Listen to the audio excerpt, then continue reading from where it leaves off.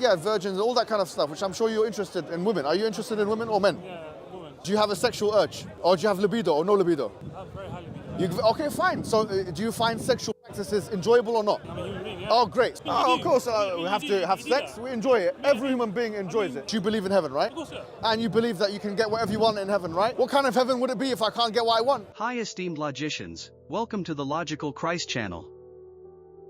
The Logical Christ will do another set of 10 logical reactions on Muhammad Hijab's Islamic professions and claims. In this video series, number 39. Sit back and relax, we will be back after this short intro.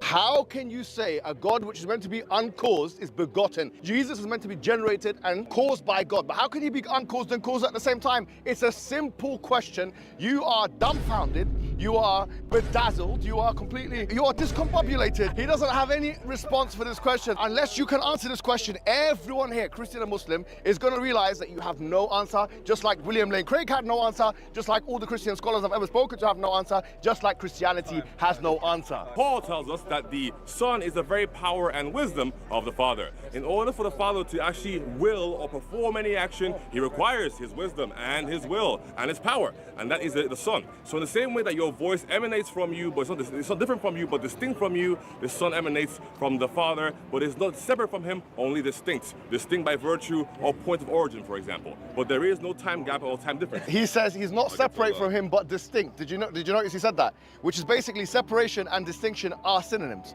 He's not separate, but he's separate. It's basically what he's saying, because he's an ignorant person. He couldn't answer my question. I argue that Muhammad Hijab misrepresents Christian theology by treating eternal generation as if it were temporal causation. Christians distinguish between ontological origin and temporal creation. His claim assumes a contradiction without engaging the classical metaphysical framework of relation within the divine essence. The Quran 112:1-4 states Allah is one. Allah the eternal refuge. He neither begets nor is born, and none is comparable to him. This affirms absolute unity without internal relational distinction. Yet, it does not address the logical coherence of eternal relational generation as understood in Christian theology. I conclude that Muhammad Hijab attacks a simplified model of Trinitarian doctrine. Christians maintain that distinction of persons does not imply temporal causation or separation. His reasoning collapses because it equates relational origin with created dependence, which is a category error. I answered your question in charity. I educated you in front of the people, no problem. Now it's your turn to answer my question. How can a God be caused by the Father? Tell me now, how can it be begotten and caused? I maintain that Muhammad Hijab conflates causation with eternal relational identity when he demands a causal explanation for the Son in Trinitarian theology. Christians do not describe the Son as created, but as eternally generated within divine unity. The Quran 19:88-93 affirms Allah does not take a son and that such a claim is grave. This reflects a rejection of biological or temporal generation, but it does not engage metaphysical distinctions between eternal relation and created existence as defined. I conclude that his argument assumes all forms of generation must be temporal causation. Christians reject that premise and define generation as eternal and non-material relation. Therefore, his objection does not refute the doctrine, but misunderstands its conceptual foundation. Believing that Jesus is God is worse than the act of homosexuality in Islam. Show me that in the Quran or in the Hadith. Yeah, for example, Allah says in the Quran, Allah does not forgive those who do shirk with him, and he forgives whoever he wants to whoever he wants. He mentions that two places in Surah An-Nisa, chapter number 4, verse 48, and chapter number 4, verse 112. Also, in chapter number 98, Surah Al-Bayyinah, Allah mentions that certainly the ones who have disbelieved from Ahl Kitab, which includes Jews and Christians, and Mushrikeen are in the hellfire. So clearly, it's equating the two here. Allah mentions in the Quran also, multiple times, the one who have taken Jesus as God have disbelieved. So this is a non sequitur here, and it's a waste of my time and yours. You've tried to challenge me on scriptural points, which is the worst thing you could do. The real question is this: how can you justify How can you justify the fact that Jesus is God, considering he was begotten from the Father? I argue that Muhammad Hijab replaces philosophical engagement with rhetorical assertion by claiming Christianity has no response while shifting the discussion toward moral condemnation. This does not address the logical structure of Christological claims. The Quran 4:48 states Allah does not forgive associating partners with him, but forgives what is less than that for whom he wills.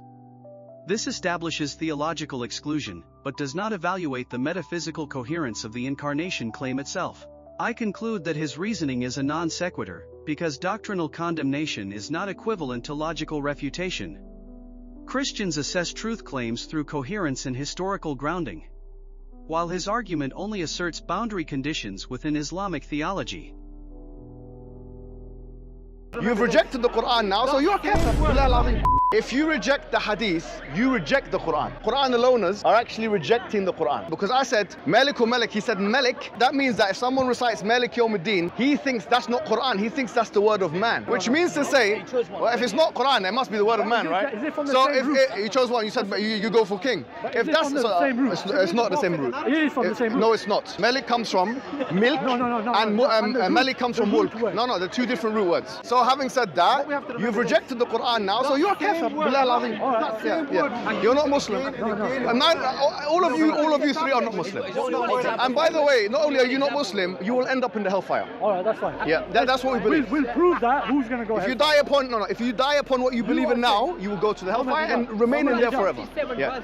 Because whoever rejects the Sunnah rejects the Quran. I argue that Muhammad Hijab incorrectly equates textual disagreement and recitational variation with rejection of revelation. Christians observe that interpretive diversity does not necessarily imply denial of scripture but reflects linguistic and hermeneutical complexity. The Quran 4:59 commands obedience to Allah and the Messenger and those in authority among believers. However, interpretive disputes over readings, such as Malik and Malik, reflect Shariat traditions and do not logically entail rejection of the Quran itself. I conclude that his claim that differing interpretation equals apostasy is an overgeneralization. Christians maintain that disagreement over interpretation is not equivalent to denial of scripture. His argument depends on collapsing interpretive plurality into doctrinal rejection without justification. You talk about 72 versions. What if I want 100 versions?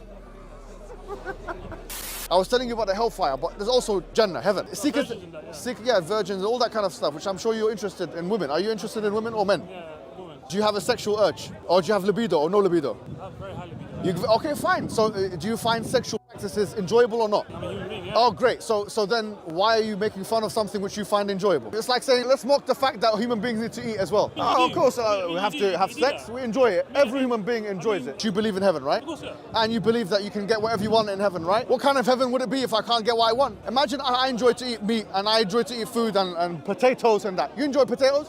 Of course, yeah.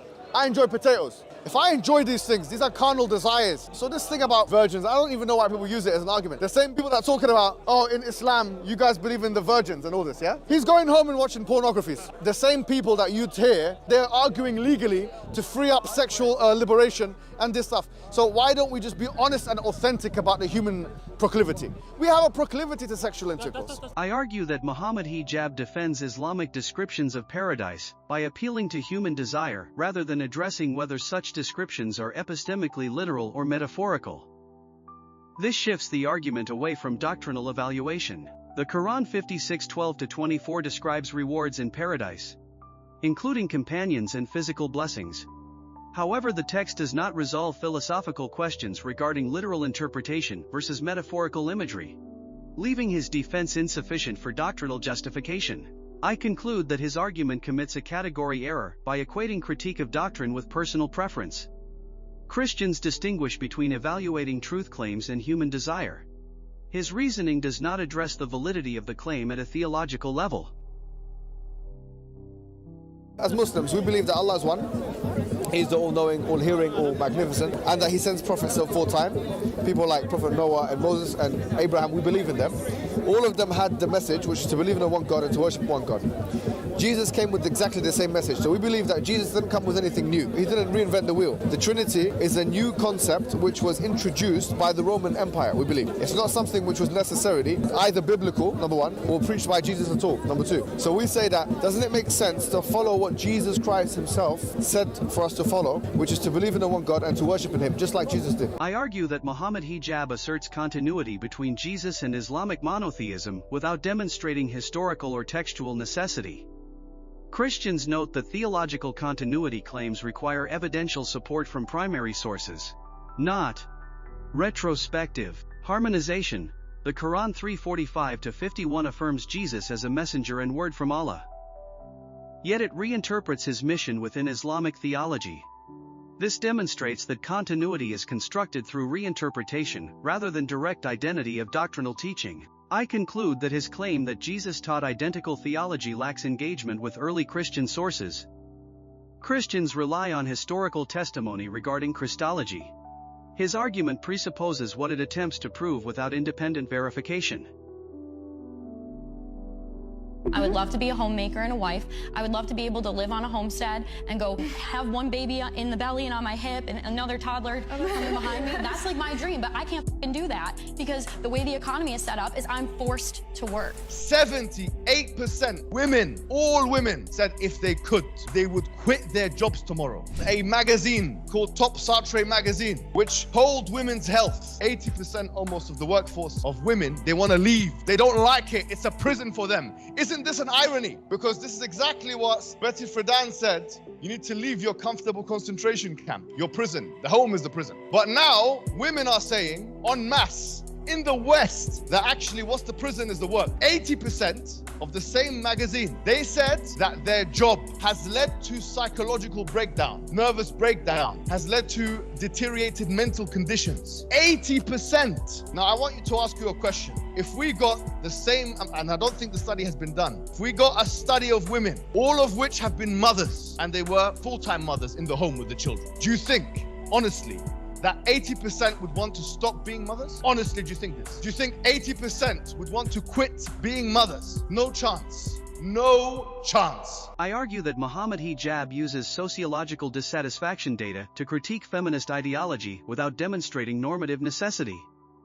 Christians distinguish empirical preference from moral truth, which cannot be derived from survey outcomes alone. The Quran 4:34 outlines roles within family structure, but does not establish empirical happiness as validation of social arrangements. Therefore, his appeal to surveys does not logically establish superiority of one vocation over another. I conclude that his reasoning commits an Izzat fallacy. Christians maintain that moral evaluation requires theological and philosophical grounding, not statistical preference. His argument does not logically prove the normative claim he asserts. Can you imagine a woman who convinced tens of millions of women not to have children, not to prioritize motherhood? She herself, 20 years later, that same woman, she says, I regret the situation. I mourn. This is strong language. I mourn for my unborn children. I wish I had children. This is unfair that you convince tens of millions of women. Yes, you convince tens of millions of women that motherhood is not important, that having a career is. And then she says, I mourn for my unborn children. Now, the same woman, Jermaine Greer, she says, now we have to look. Can you imagine she says this? All I'm telling you to do is look at the confessions of the feminists. Forget about me, what I say. Look at the confessions of the feminists. She says, now we have to look at motherhood being a full-time career option. This is exactly what she states. Jermaine Greer herself. I argue that Muhammad Hijab uses retrospective regret narratives to generalize ideological critique without demonstrating that individual emotional reflection determines truth value of philosophical positions. Christians distinguish personal experience from doctrinal validity. The Quran 2286 states each soul is responsible for its own deeds and accountability before Allah. However, individual regret does not function as proof of doctrinal error or correctness in broader ideological systems. I conclude that his argument relies on anecdotal evidence rather than systematic reasoning. Christians evaluate truth claims based on coherence and revelation, not emotional retrospection. Therefore, his conclusion does not logically follow from his premises. How can an atheist argue with me if they want to throw logic out the window? What tools will you use? If you're saying life is a paradox and that impossibilities are possible, how can you now argue with me when you have basically said we are not going to be using logic? It's like saying this: a child goes into his maths class with a teacher and says, I don't accept any of the mathematical formulas you're talking about. And then he starts arguing, no, Pythagoras should be this way. Or in fact, the trigonometry should be done that way. You can't make any argument after you've nullified your tools for it. It's just like shooting without a gun. It's like you're telling me this: the atheist will shoot you in the head without a gun. I say it's impossible for the atheist to shoot me in the head without a gun, because if there's no gun, he can't shoot me. Likewise, if he gets rid of his own weaponry, in this case, which is the rules of logic and so on, he can't do anything to me. If you don't have logic, you have nothing. You can't make any arguments. I argue that Muhammad Hijab asserts that rejection of his framework of logic invalidates argumentation. But he assumes a singular metaphysical structure of reasoning aligned with his theological commitments. Christians recognize logic as universal. The Quran 2:164 calls believers to reflect on creation and science for those who use reason. However, this appeal to reason does not restrict rationality to a specific interpretive system, nor does it invalidate alternative metaphysical assumptions. I conclude that his argument commits a definitional restriction by equating disagreement with rejection of logic itself. Christians maintain that logical principles are shared across worldviews. His claim does not demonstrate incoherence in opposing positions. But homosexuality exists in so many different species. It existed throughout the whole of time. Fine. So does murder.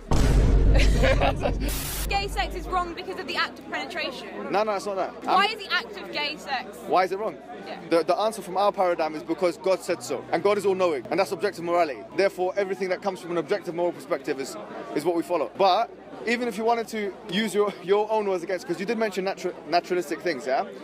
You said that incest is unnatural, yeah? We agreed upon that at some stage, but we could use that very same argument against homosexuals. Abandon this act of homosexuality, you'll feel that your life is probably going to get better. Me as a whole human being, I feel like I'm a more authentic version of myself if I'm honest about my homosexual feelings. Do you know what? You've got to ask yourself a question now. What is the purpose of life? Because if you answer that question properly, then you can answer what would be the most authentic version of you. Do you see what I mean? Yeah. You are authentic when you're doing your purpose. There's a basic human function. We've got to ask ourselves, what is that basic human function? I argue that Muhammad Hijab defends divine command morality without addressing philosophical concerns about arbitrariness or interpretive inconsistency. Christians note that moral objectivity requires more than assertion of authority. The Quran 5:48 states Allah judges between people in matters of disagreement. However, this does not resolve epistemic questions regarding how moral commands are interpreted consistently across differing contexts and traditions. I conclude that his argument assumes divine command automatically establishes moral clarity. Christians maintain that moral reasoning requires coherence and interpretive grounding. His defense does not address underlying philosophical critiques of divine command theory. I hope you learned from this video. Comment down below for your thoughts on this. Another set of 10 logical reactions on Muhammad Hijab's Islamic professions and claims. In this video series number 39. You may please subscribe and hit the like button. Stay tuned for another video series. Until next time. Thinking with Logical Christ.